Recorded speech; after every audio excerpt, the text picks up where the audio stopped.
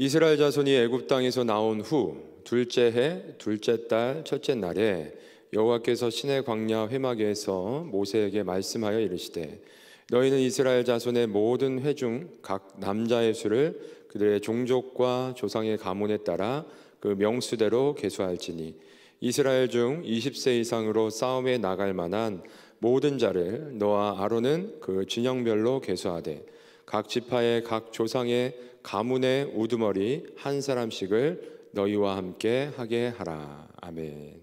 우리 같이 한 번 더 읽을까요? 시작.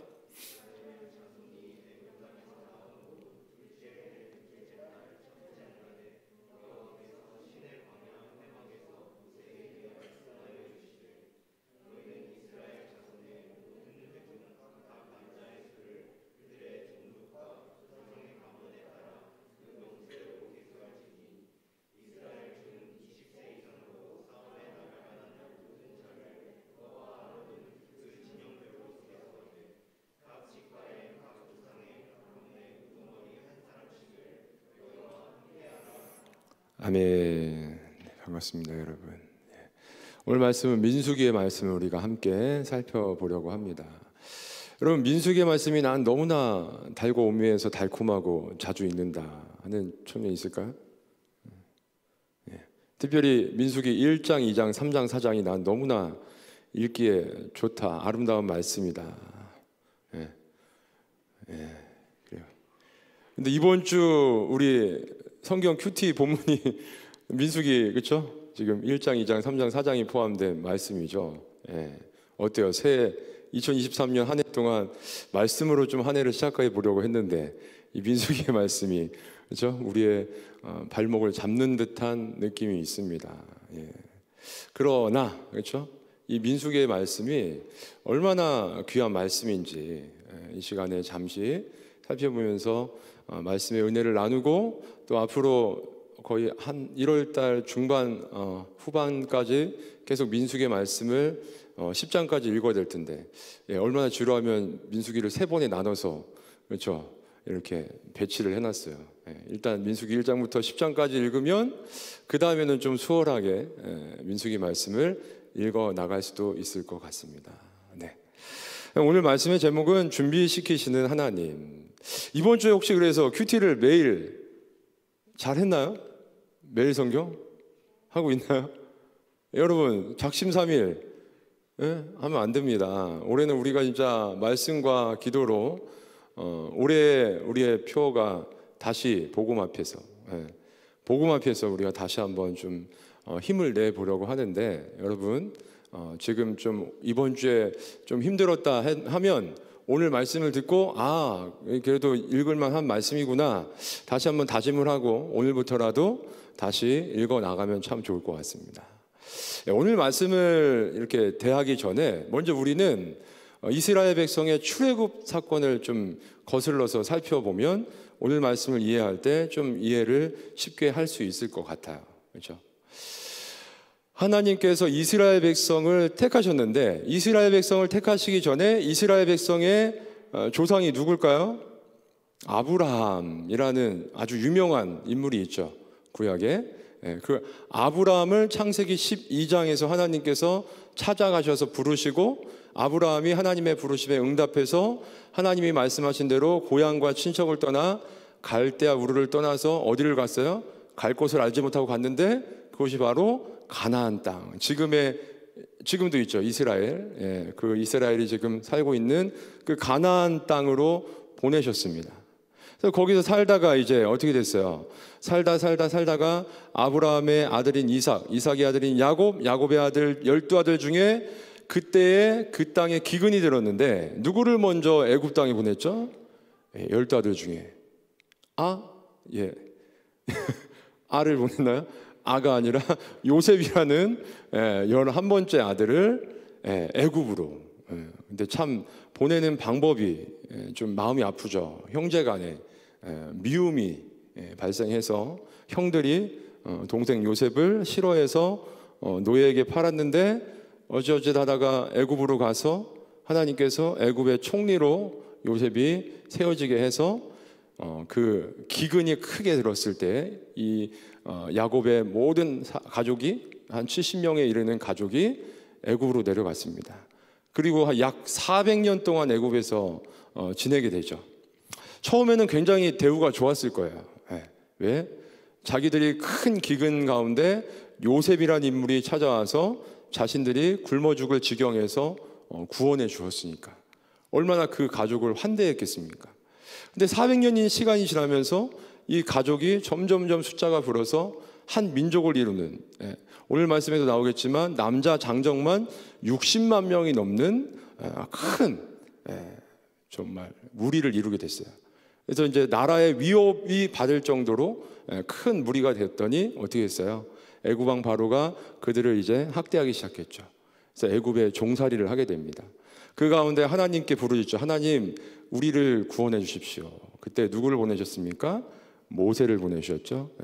모세가 애굽으로 내려가서 우리 백성, 하나님의 백성을 여기서 떠나 보내주어라. 네가 무슨 권리로 이렇게 와서 행하느냐? 나를 보내신 하나님께서 하나님의 백성인 이 이스라엘 사람을 여기서 떠나보내라고 말씀하셨다. 했나요? 안 했나요? 말을 듣지 않았죠. 10번에 걸쳐서 하나님께서 재앙을 내리시고 마지막 장자, 이 애굽 땅에 있는 모든 처음 태어난 사람과 짐승의 첫 번째 것을 다 죽이는 유월절 사건을 통해서 두 손을 들고 이제 내보내게 되죠. 그래서 이스라엘 백성이 출애굽을 합니다. 출애굽 여정에서 우리가 유명한 사건이 있죠. 홍해라는 바다를 하나님께서 마른 땅으로 건너게 하시는 사건. 그렇게 남자 장정만 한 60만이니까 대략 그 숫자가 한 200만 명에 이르렀다고 추산을 하고 있는데요. 200만 명, 여러분 이 숫자를 허구라 생각하지 마시고 실제로 하나님께서 말씀하신 대로 약 200만 명의 사람들이 바다를 건넜고 광야에 이르게 됐어요. 그때가 출애굽해서 한 3개월 정도 됐을 때입니다. 3개월쯤 됐을 때 어디에 도착했을까요? 시내산, 시내산이라는 곳에 도착했어요. 하나님께서 시내산에 이스라엘 백성들을 모아놓고 시내산 꼭대기에 임재를 하시죠. 그래서 하나님이 임재하시자 임재의 상징인 구름과 우레와 천둥이 막 치면서 사람들이 두려움에 떨게 됐어요. 가까이 오지 말아라. 누구만? 모세와 아론만 하나님 앞에. 하나님께서 모세에게 무엇을 주셨죠? 십계명을 주시고 그 다음에 우리가 읽고 있는 레위기의 말씀에 있는 그 율법의 말씀. 이건 뭐예요? 하나님의 백성 이스라엘이 지금까지는 노예 생활을 하면서 노예로서의 그 법을 따라서 애굽에서 살았는데 이제는 나의 백성이 되었으니까 내가 너희들한테 주는 이 법에 따라서 앞으로 살아갔으면 좋겠다 하고서, 그렇죠? 그 대표적인 말씀이 십계명이죠. 십계명 두 들판에 새겨주시고 나머지는 모세에게 기록하게 하셔서 레위기의 말씀을 통해서 너희들 앞으로 이렇게 살아라. 이건 하고 이건 하지 말고 다 주셨어요. 근데 그때 무슨 사건이 일어나죠? 금송아지 사건. 금송아지 사건이 일어납니다. 이스라엘 백성이 이 모세가 40일 동안 산에서 내려오지 않으니까 이제 막 마음이 이제 약간 조급해지는 거예요. 야, 이러다가 안 되겠다. 우리가 금송아지를 만들어서 이 송아지를 우리를 애굽에서 구원해낸 하나님으로 알고 예배를 하자. 하나님에서 싫어하시는 우상을 만들어서 섬기는 죄를 범했죠. 그래서 모세가 내려와서 화가 나서 돌판을 땅에 던지고 그들을 위해서 하나님 앞에 이들의 죄를 용서해 달라고 하고 다시 올라가서 돌판을 받아서 그렇죠. 돌판을 만들어 가서 하나님이 새겨 주셔서 다시 갖고 내려오죠. 그 이후에는 어떤 일을 했을까요? 3개월 지났어요. 이제 출애굽한 지. 그리고 그 나머지 시간에는 출애굽기에 이제 후반부의 말씀을 보면 성막을 지어요. 성막. 하나님께서 성막을 이렇게 지라고 굉장히 구체적으로 또 말씀해 주시죠. 그래서 그 말씀해 주신 그대로 성막을 짓기 시작합니다. 몇 개월 동안 짓게 돼요. 그렇게 출애굽 후 1년이라는 시간이 훌쩍 지나가고요. 오늘 말씀 보니까 어떻게 됐어요? 이제 출애굽 후 둘째 해 2년째 둘째 달 첫째 날에 하나님께서 또 무엇을 말씀하시죠? 민수기 1장의 말씀은 뭘까요? 제가 출애굽한 남자 장정의 수가 몇 명이라고 그랬죠? 60만 명이 넘는다고 그랬죠. 그 60만 명이 넘는 남자 장정의 숫자를 헤아리라는 말씀이 오늘 1장에 있는 말씀이에요. 그래서 너희는 2절 말씀은 너희는 이스라엘 민 자손의 모든 회 중 각 남자의 수를 그들의 종족과 조상의 가문에 따라서 그 명수대로 계수할지니 이스라엘 중 20세 이상으로 싸움에 나갈 만한 모든 자를 너와 아론은 그 진영별로 계수하되 각 지파의 각 조상의 가문의 우두머리 한 사람씩 너희와 함께 하게 하라 하고서 이제 쭉 5절부터 시작하면 루벤 지파 스데울의 아들 엘리술이라는 각 지파에 한 사람씩 지도자를 세워서 계수를 하게 해요. 그래서 루벤에는 엘리술이라는 사람, 그래서 루벤의 숫자는 46,500명, 시므온은 59,300명, 갓은 45,650명, 유다는 74,600명, 이사갈은 54,400명, 스불론은 57,400명, 에브라임은 45,500명, 므낫세는 32,200명, 베냐민은 35,400명, 단은 62,700명, 아셀은 41,500명, 납달리는 53,400명. 이거를 1월 1일 첫째 날 묵상한 거잖아요. 그렇죠? 얼마나 마음이 힘들었어요. 묵상한 분들은 총 몇 명이라고요?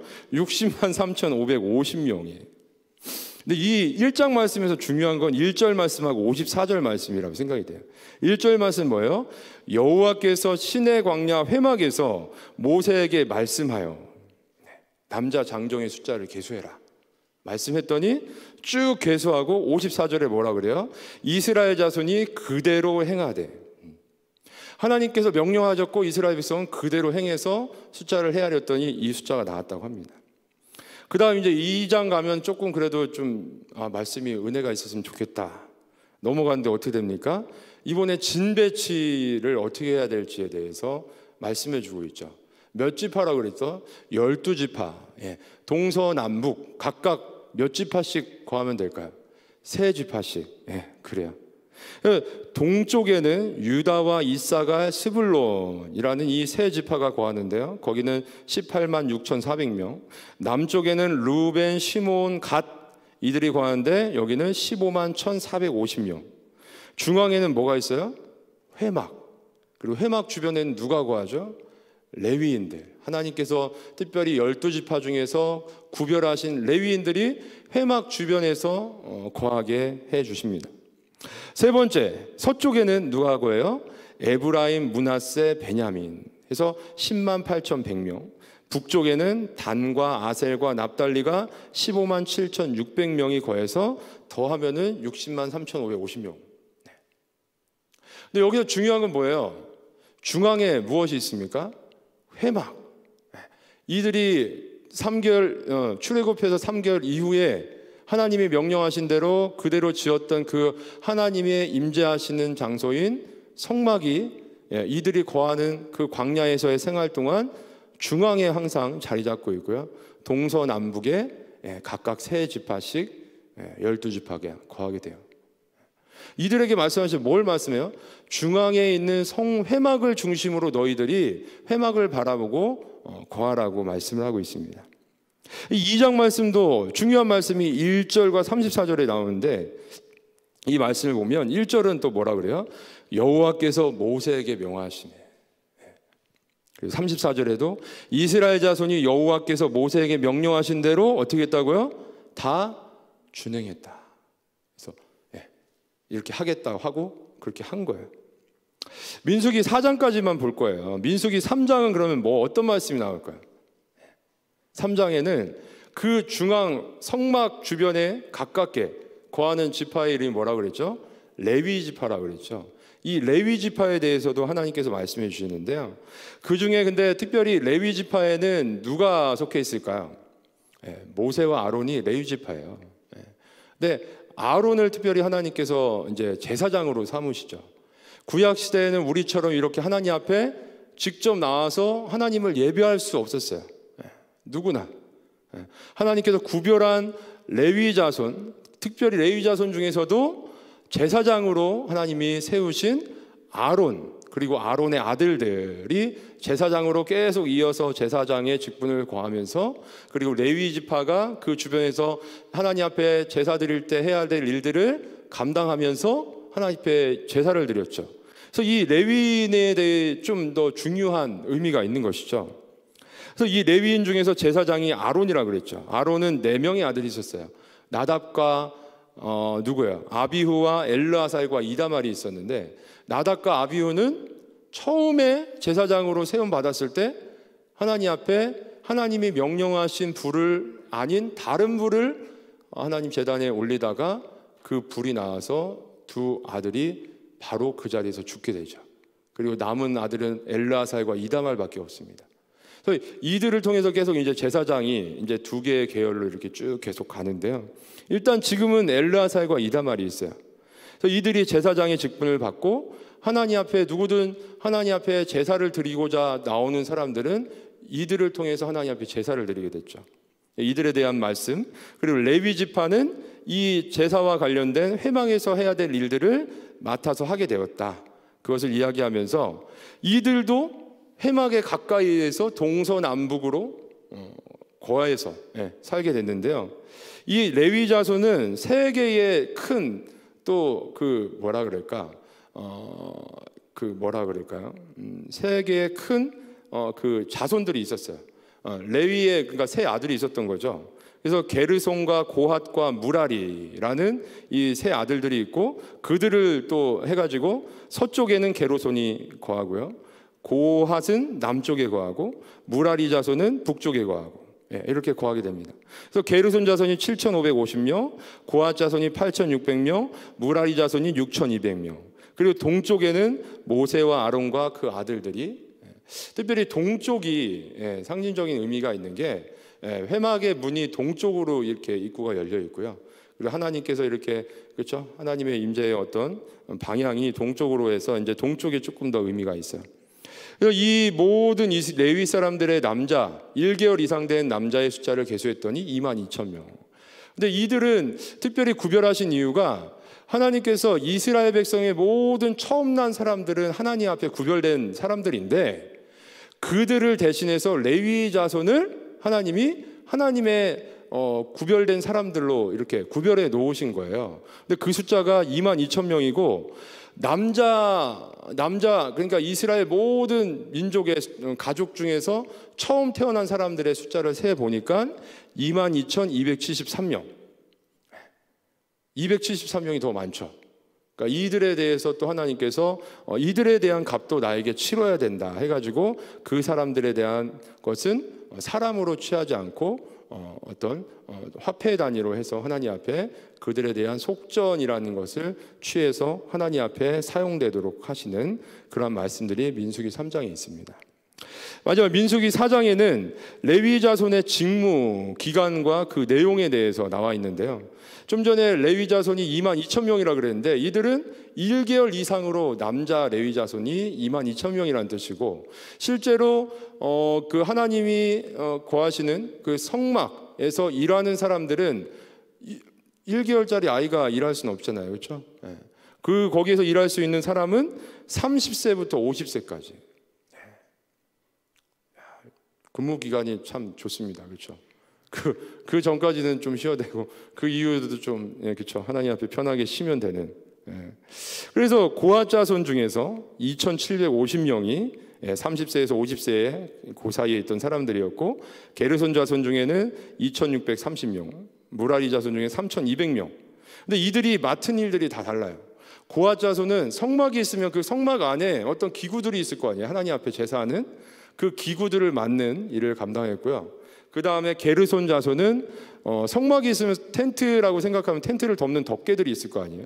그리고 성막 주변에 또 울타리가 있을 텐데 울타리를 덮는 덮개들, 이런 것들을 옮길 때, 그리고 그걸 관리하는 일을 맡겼고, 무라리 자손은 그것들을 천막을 세울 때 그냥 세울 수 없죠. 기둥과 같은 것들이 있어야겠죠. 이런 것들을 맡아서, 왜 이게 필요해요? 여기는 광야니까. 한 곳에 계속 머물러 있으면 안 되니까. 그렇죠? 하나님이 말씀하시면 언제든지 이동을 해야 되기 때문에 이것들을 준비하고 있다가 누군가에게 먼저 책임을 다 맡겨놓고 옮기게 될 때 그 일들을 맡아서 할 수 있도록 하나님께서 미리 정해 주신 거예요. 지금 우리에게는 이 말씀들이 굉장히 크게 와닿을 수가 없죠. 그렇죠? 네, 그렇죠. 이게 어떤 의미가 있는 거야 도대체? 그런데 그 구약 시대 그 당시 사람들한테는 굉장히 중요한 의미가 있었던 거죠. 그렇죠? 이 말씀대로 하지 않으면 하나님 앞에 하나님의 말씀에 불순종하는 것이고 하나님 앞에 불순종하면 죄를 짓게 되는 그러한 상황까지 처할 수 있는 말씀이기 때문에 굉장히 중요한 의미로서 1장과 4장까지 기록되어 있는 것을 여러분 앞으로도 민수기를 읽을 때 너무 힘들어하지 마시고 좀 인내하면서 의미를 되새기면서 잘 읽어 나갔으면 좋겠습니다. 그래서 오늘 말씀의 제목은 준비시키시는 하나님. 하나님이 하나님의 택한 백성인 구약의 이스라엘 백성을 그 애굽의 종살이에서 구원하시면서 모든 것을 준비시켜 주셔요. 지금 이제 너희들은 내 거니까 나의 백성이니까 앞으로 내가 너희들한테 알려준 대로 알려준 법대로 살아갔으면 좋겠다. 내가 하라는 것들을 하고 내가 하지 말라는 것들은 하지 마. 그리고 내가 너희들이 이렇게 살아갔으면 좋겠다. 지금 뭐예요? 어떤 걸 말씀하고 있는 거예요?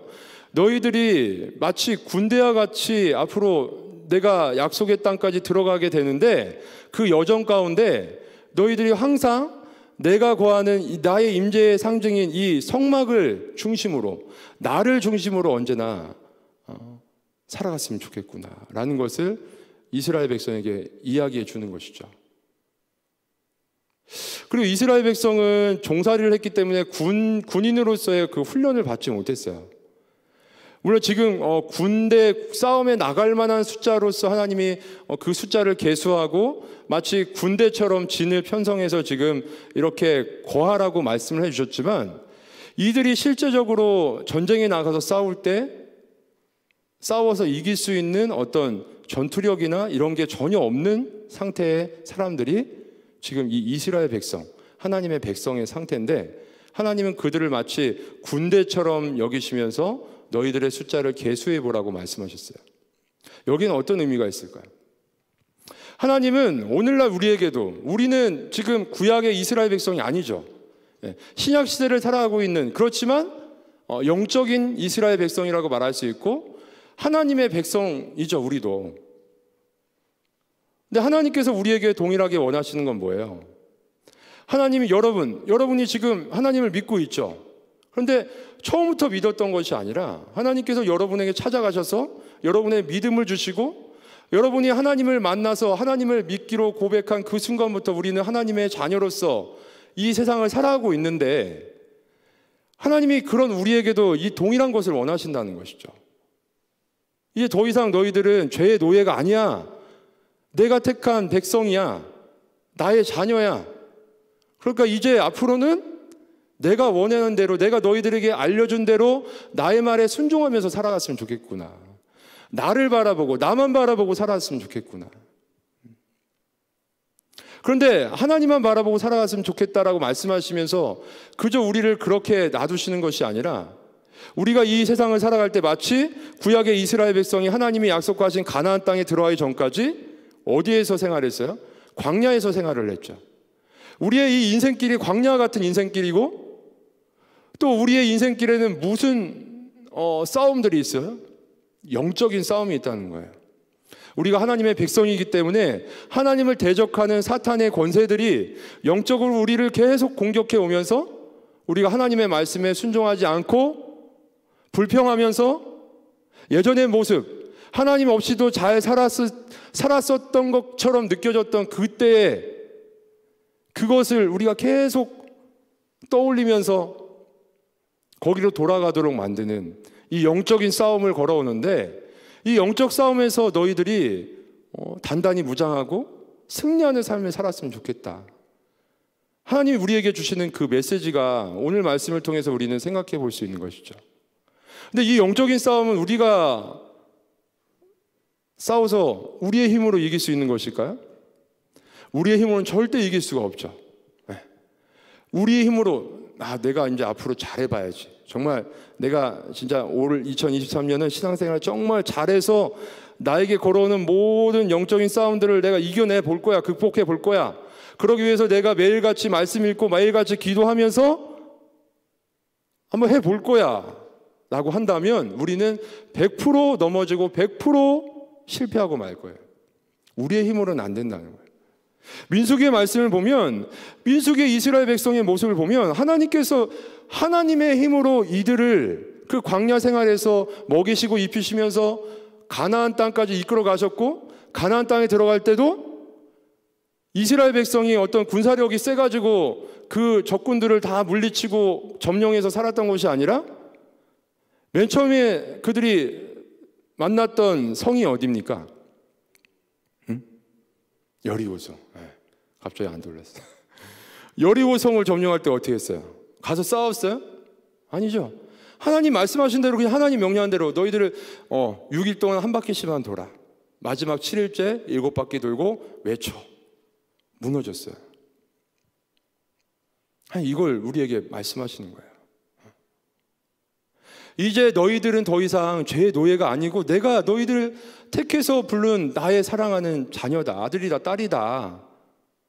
그러니까 너희들은 이제 앞으로 너희들의 인생이라고 생각하면서 살아가지만 너희들의 인생에 바라볼 것은 나이고, 내가 너희들에게 계속해서 이야기해주는 이 하나님의 말씀인 성경을 근거로 이 말씀에 순종하는 삶을 살아가고, 영적인 싸움을 계속해서 세상이 걸어올 때에 그걸 이길 수 있는 방법은 나를 의지하는 것뿐이야.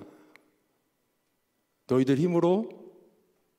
여러분, 민수기의 말씀에 하나님의 돌보심도 있지만 이스라엘 백성의 무너짐이 엄청 많죠. 계속 하나님 앞에 불평하고, 우리가 애굽 땅에 있을 때는 뭐 이것도 먹고 저것도 먹고 목말라요 하나님. 그리고 또 이방 민족 만나면은 그들이 정말 마치 그들이 섬기는 우상이 정말 그들을 잘 먹고 잘 살게 해줘서 그들이 잘 사는 것처럼 생각이 돼서 음란하게 그 우상들을 가서 같이 섬기고.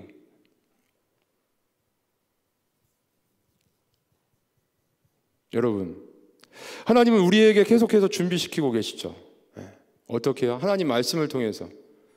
오늘날도 우리는 이 하나님의 말씀인 성경 66권의 말씀을 날마다 묵상하면서 하나님께서 우리에게 원하시는 그 자리에서 그 삶을 살아가야 될 줄 믿습니다.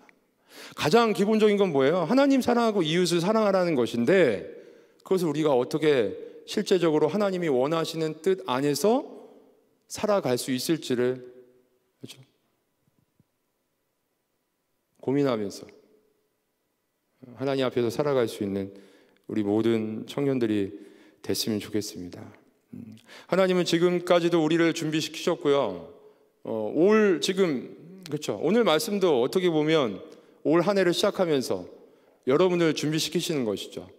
민수기의 말씀, 하나님께서 그렇게 사랑하는 그 백성을 모든 것들을 세밀하게 간섭하셔서 다 이렇게 하라고 하시고, 그 백성이 그 말씀에 순종해서 준행할 때에 그 삶을 이끌어 주신 것처럼 우리는 올 한 해도 하나님의 말씀 앞에서 하나님이 우리에게 어떤 것들을 통해서 준비시키는지를 깨닫고 그 말씀 앞에서 승리하며 살아갈 수 있는 우리 모든 청년들이 됐으면 좋겠습니다.